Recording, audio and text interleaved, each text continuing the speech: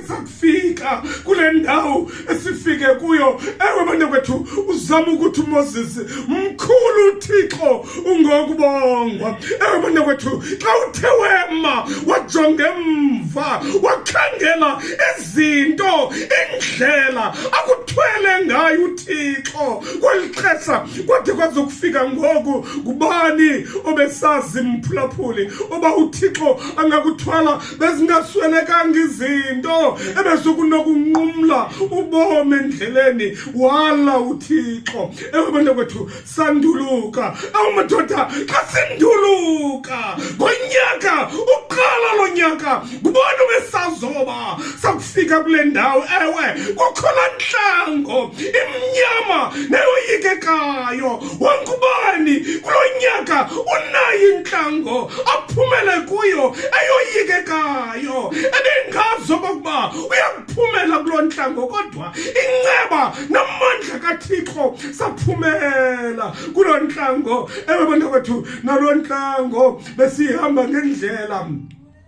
yama-Amori, indlela edlula ezintabeni apho khona bekungaqondakala oba izinto zabe ziphinde zibuyele esiqhelweni. Mphulaphuli, sihambile sanduluka.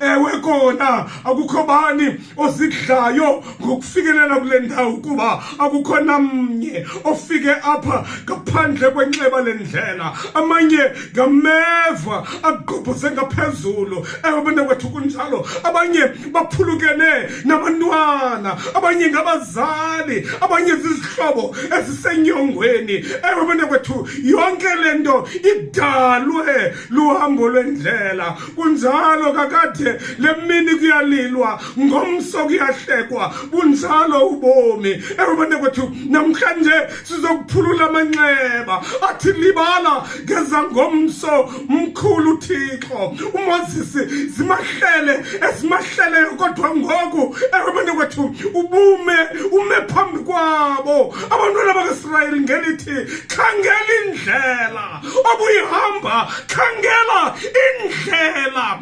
oyihambileyo uzowuma kule ndawo. Mkhulu uThixo, mphulaphuli, khangela indlela